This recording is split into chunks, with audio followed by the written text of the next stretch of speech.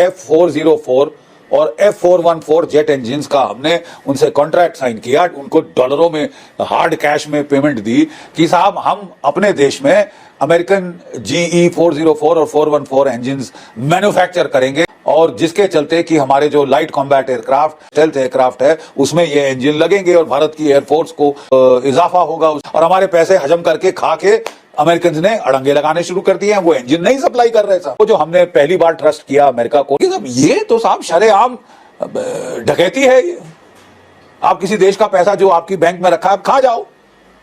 अब ये तो साहब घर का राज है ना साहब। अरे साहब खतरनाक है अमेरिका से दुश्मनी मोल लेना, लेकिन उससे दोस्ती तो उससे भी ज्यादा खतरनाक है। इस वक्त भारत को अगर किसी एक चीज की सबसे ज्यादा तकलीफ है तो वो है पाकिस्तान का 5th जनरेशन स्टेल्थ टेक्नोलॉजी का JC-31 तैयारा, जिसकी बाकायदा पाकिस्तानी पायलट्स ट्रेनिंग भी ले चुके हैं, और किसी भी वक्त चाइना इस बात का ऐलान करेगा कि वो एक पूरा फ्लीट पाकिस्तान को फ्राहम करने जा रहा है।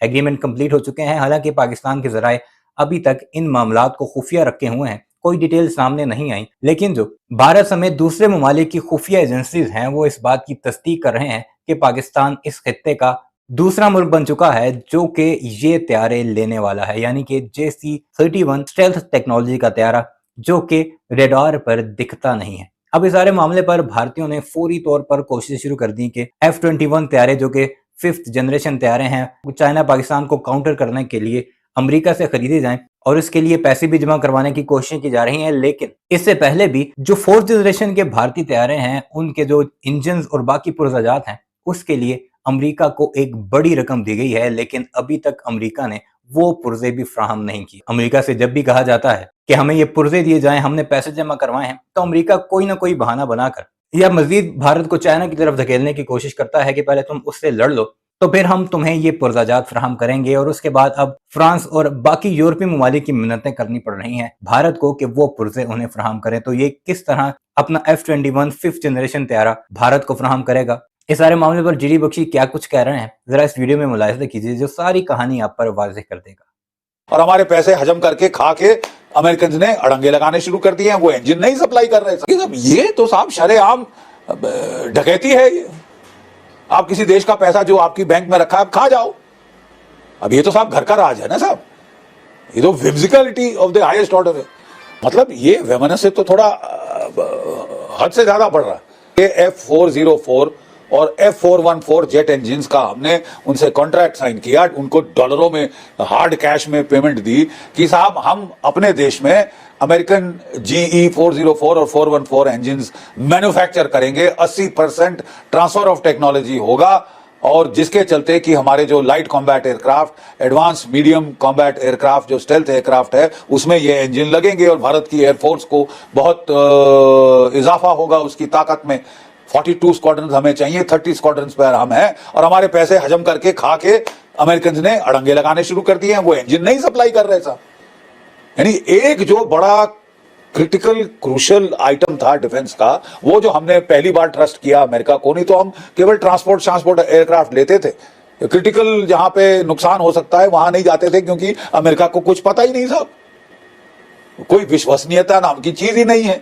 अगर रूस से हमने हथियार खरीदे तो जब भी कॉन्ट्रैक्ट साइन किया उन्होंने डिलीवर किया। फ्रांस, इजराइल, ये सारे और देशों ने जब भी कॉन्ट्रैक्ट करते हैं उस पर ये 16 आने खरे चलते हैं।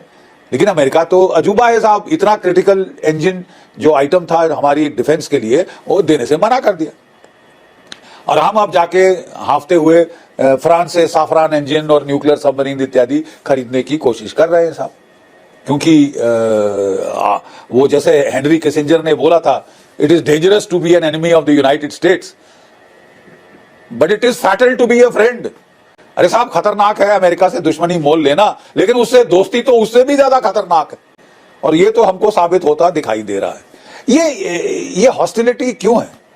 क्या मैनिफेस्टेशन है हॉस्टिलिटी के? बांग्लादेश में साहब तख्ता पलट कर दिया हसीना वाजेद की सरकार का, जो भारत का बहुत सहयोग देती थी राष्ट्रीय सुरक्षा के मामलों के अंदर। और उन्होंने बताया कि उन पे दबाव था कि साहब मैडम आपकी इलेक्शन सारी हम ठीक कर देंगे, आप जरा सेंट मार्टिन आइलैंड हमको हैंड ओवर कर दीजिए, वहां नेवल एयरबेस हम बनाना चाहते हैं बे ऑफ बंगाल में, भारत के पिछवाड़े में। आप हमारी मदद करिए कि एक क्रिश्चियन स्टेट बनाई जाए, कुकी लैंड, मणिपुर के बॉर्डर पे। ठीक है साहब। और खालिस्तान का कार्ड भारत के खिलाफ प्ले किया जा रहा है। और मैंने बताया सबसे ज्यादा जो स्टैब इन द बैक हुआ है वो तो साहब ये जेट इंजन की डील के ऊपर साफ मुकर गए, पैसे खा के मुकर गए।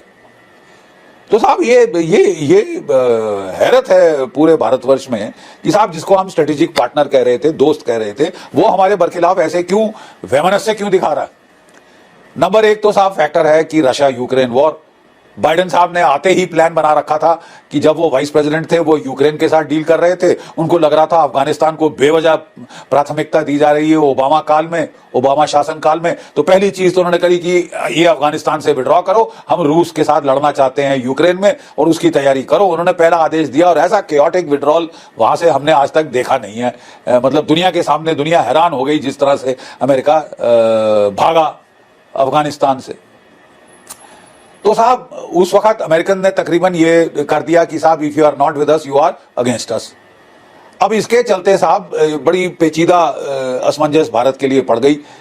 आप ईरान से हमें तेल लेना नहीं देना चाहते, वहां आप सैंक्शंस लगाते हैं। पहले सबसे ज्यादा तेल हमारा ईरान से आता था, सबसे नजदीकी सोर्स वो है, सबसे सस्ता सोर्स वो है, वहां से हम नहीं खरीद सकते।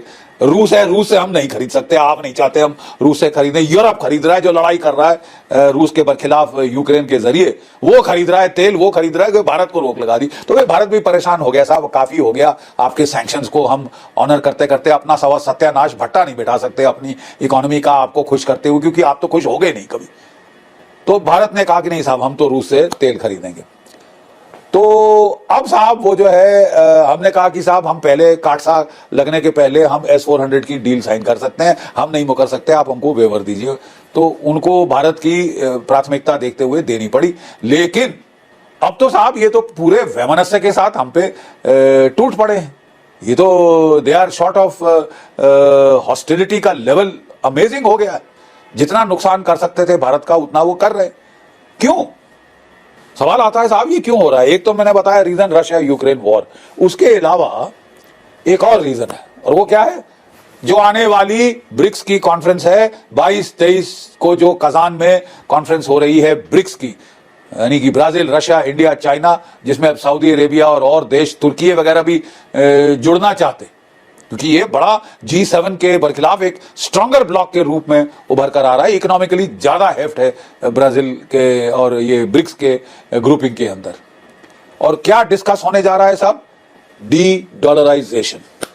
देखिए साहब, अमेरिका क्या डॉलर ग्लोबल रिजर्व करेंसी है वर्ल्ड वॉर 2 के बाद से, और जब से ये है साहब तो हमने देखा है एक मनमानी चल रही है जो कि बढ़ती जा रही है इंटरनेशनल बैंकिंग सिस्टम्स में। वीडियो अपने मुलाहिजा की कमेंट सेक्शन में इस बारे में अपनी राय का इजहार जरूर कीजिएगा और हमारे इस चैनल को भी जरूर सब्सक्राइब कीजिएगा।